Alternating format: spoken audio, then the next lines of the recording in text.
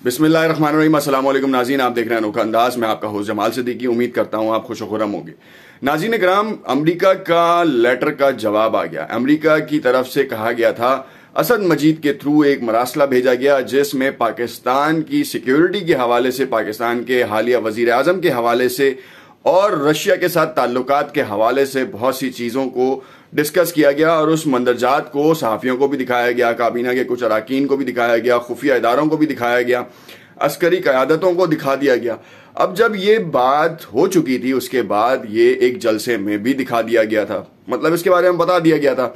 अब तो बाकायदा तौर पर वजीर आजम ने खिताब किया, फंबल हुआ नहीं हुआ, अमेरिका का नाम सामने आया, मगर नेट प्राइस जो अमेरिकी स्टेट डिपार्टमेंट के स्पोक्स पर्सन है, उन्होंने जितनी आराम और तहम्मुल से ये जवाब दिया इस सवाल का, उसने बहुत से शकूक उजागर कर दिए। और अब ये बात पाकिस्तान की अस्करी क़यादतों के साथ अपोजिशन के लीडरान तक भी उनके लिए सवालिया निशान है कि अब इसके ऊपर क्या कार्रवाई की जाएगी, क्योंकि दफ्तर खारजा ने तो बाकायदा तौर पर इस पर कार्रवाई का आगाज कर दिया है। खुफिया इदारों ने भी अपनी प्लानिंग कर ली होगी, क्योंकि ये अस्करी क़यादतें जो हैं वो इन तमाम मामलात को बहुत सीरियसली लेती हैं और अपने तमाम टेरिटोरियल और एक्स्ट्रा टेरिटोरियल एक्टिविटीज़ को जो है वो क्लोजली मॉनिटर किया जाता है। मगर अमेरिका के नेट प्राइस ने इतनी आसानी से जो जवाब दिया वो मामले को मशकूक बनाता नजर आ रहा है। पाकिस्तानी सियासत में इमरान खान के ऊपर तहरीक अदम एतमाद की तलवार लटक रही है और जितने मुतमईन वो नजर आ रहे हैं, कल की स्पीच कौम से खिताब में भी उन्होंने इस बात का तस्करा किया कि जो लोग चाहते हैं कि मैं इस्तीफा दे दूं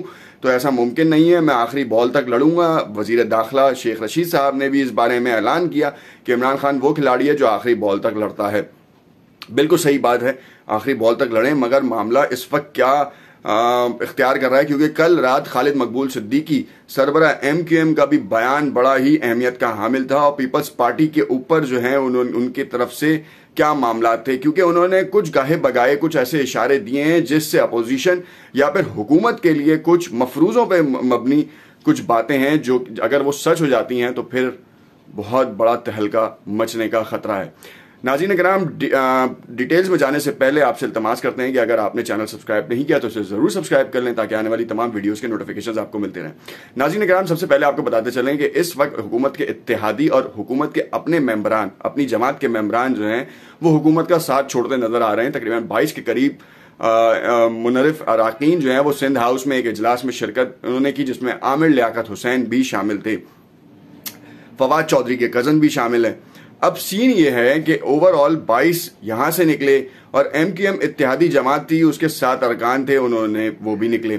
खालिद मकबूल सिद्दीकी से पूछा गया कि आपको क्या गिला है MQM से और क्या मायूसी हुई जिसकी वजह से आपको निकलने का मौका मिला या आपने वो जवाज मिला जिसकी वजह से आपने पीपल्स पार्टी के साथ हाथ मिलाया जो 30 से 40 साल से सिंध पर हुकूमत कर रही है और तकरीबन उतने ही अरसे से आप उनके साथ गाहे बगाहे हुकूमत का हिस्सा रहे हैं और आपके मामलात उनसे हल नहीं हुए। और इमरान खान से क्या आप तवक्का कर रहे थे कि 3.5 साल में आपके साथ मामलात हल हो जाएंगे? तो डॉक्टर खालिद मकबूल सिद्दीकी ने कहा कि सबसे पहला तो सन 2018 के इलेक्शन में तकरीबन 10 सीटों का हमारा मैंडेट चोरी किया गया और चोरी करने में जिन लोगों का हाथ था और उसका अल्टीमेटली फायदा जो है वो PTI को हुआ। और आज हम ये बात नहीं कर रहे, हम बात कर रहे हैं पाकिस्तान की और अपनी कौम के बचाव की और ख़ास तौर पे कराची और जितने भी मेट्रो सिटीज़ हैं उनकी तरक्की की।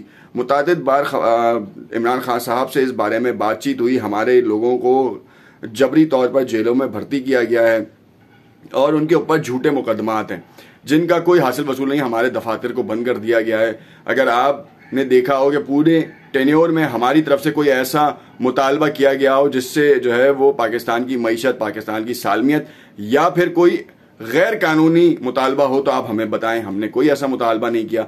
और उन्होंने ये भी कहा कि इमरान खान का जो है साथ हमने इसलिए नहीं छोड़ा, हमने तो सिर्फ इसलिए छोड़ा कि हमें अपने मुतालबात या और अपने मामलात को तय करना था। खुद इमरान खान साहब की पार्टी के अरकान जो है वो उनका साथ नहीं दे रहे तो हमें दोष ना दिया जाए। डॉक्टर खालिद मकबूल सिद्दीकी कहीं कहीं सही थे, मगर उन्होंने ये बात कही कि अगर इमरान खान को ये थ्रेट आया है और इसको सीरियस लेना चाहिए और अगर इसकी तहकीक होनी चाहिए और अगर ये तहकीक पूरी हो जाती है और मामला बिल्कुल सही निकलता है तो पूरी कौम को इमरान खान का साथ देना चाहिए।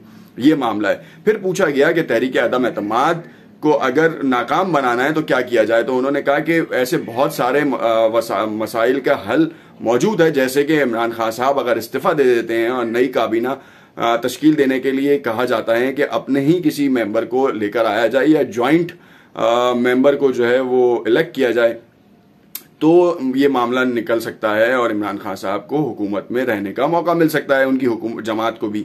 نہیں تو پھر تحریک عدم اعتماد کے بعد تو جو ہے معاملہ بالکل ہی الگ رخ پہ چلا جائے گا, کیونکہ تحریک عدم اعتماد اس وقت پوری ہوتی نظر آ رہی ہے, کامیاب ہوتی نظر آ رہی ہے. مفروضے نہیں, یہ تو 175 کا جو کوٹا ہے وہ کل قومی اسمبلی میں بھی سب نے دیکھ لیا, ووٹنگ کے لیے باقاعدہ بات کی گئی, قاسم سوری نے جان چھڑائی اور اس کو ملتوی کر دیا اور اتوار تک رکھا. کل رات کا جو خطاب تھا پہلے ریکارڈڈ تھا, ریکارڈڈ کے بعد 7:15 بجے سے ڈیلے ہوتے ہوتے ہوتے پھر جب وہ شروع ہوا تو وہ لائیو تھا, اس میں ایک فمبل ہوا, وزیر اعظم عمران خان صاحب نے امریکہ ڈائریکٹلی نام لیا. یہاں جو ہے وہ سب سے سوچنے کی بات یہ ہے کہ امریکہ ایک مراسلہ جاری کرواتا ہے اور اتنی آسانی سے منع کر دیتا ہے.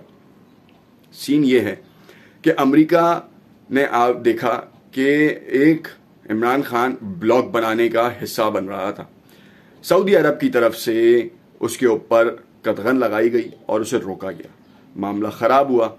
مہاتیر محمد کا تو آپ نے دیکھا کہ کیسا بینڈ بجایا. رجب طیب اردوگان, لوگوں کو کہا جا رہا تھا اسلام کا سپہ سالار, مگر اس وقت اسلام کا سپہ سالار عمران خان بننے جا رہا تھا. اپوزیشن سیاست کو اگر ایک طرف رکھے اور الیکٹڈ اور سلیکٹڈ کی سیاست کو ایک طرف رکھ کے صرف 2-3 سوالوں کے جوابات اگر حاصل کرے تو اس کے بعد جانے گا. اسلامو فوبیا کے لیے عمران خان نے کیا کام کیا, پچھلے 30 سالوں میں آپ نے کیا کام کیا, کشمیر کے اوپر آپ نے کیا کام کیا اور عمران خان نے کیا کام کیا. دوسری جانب اس وقت ٹیکسٹائل سیکٹر پچھلے 10 سالوں کی بلند ترین سطح کے اوپر کام کر رہا ہے, ایکسپورٹس بڑھ رہی ہیں. آپ کے دور میں کیا تھی؟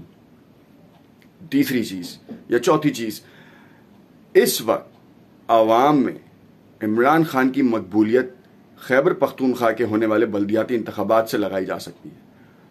ٹاپ ریشو ہے اس کا. اس وقت جو اب تک کے جو نتائج آ رہے ہیں اس میں پی ٹی آئی واضح برتری حاصل کر چکی ہے. تو اس کا مطلب یہ ہے کہ گراؤنڈ ریئلٹیز میں پی ٹی آئی کا ایک بڑا نمبر ہے, عوام اس کے ساتھ ہے. تیسری چیز, امریکہ کبھی بھی آپ کو فرنٹ پہ آ کے دھمکی نہیں لگائے گا, بیک ڈور چینل سے آپ کے لیے کاروائیاں کرے گا, جیسے اس نے یمن میں حوثیوں کے خلاف کی, عراق میں صدام کے خلاف کی, سیریا میں بشار الاسد کے خلاف کی, اور اسی طریقے سے اس نے مسلمانوں کو آپس میں لڑوانے والے وہ اقدامات کیے, جیسے شیعہ سنی فسادات ہو گئے, کرد اور دوسرے فسادات ہو گئے. اس طریقے سے اس نے ڈفرینٹ ممالک میں اپنی شر انگیزی قائم کی. آج فلسطین میں مسجد اقصی میں جو حال ہوا ہے وہ کون ذمہ دار ہے؟ اسرائیل کو کس نے کھلی چھوٹ دی ہے؟ جتنے شہید فلسطین میں ہو رہے ہیں وہ تو کہیں نہیں ہو رہے, جتنے مظالم جو ہیں وہ فلسطین میں اور تو کہیں نہیں ہیں. تو امریکہ کے بارے میں نیکسٹ ویڈیو میں آپ کو ہم کچھ فیکٹس اینڈ فگرز کے ساتھ آپ سے بات کریں گے, خاص طور پہ ایران کی نیوکلیئر ڈیل کے حوالے سے. دیکھتے رہیے گا انوکھا انداز اور کمنٹ میں اپنی رائے سے ضرور آگاہ کیجیے گا. شکریہ.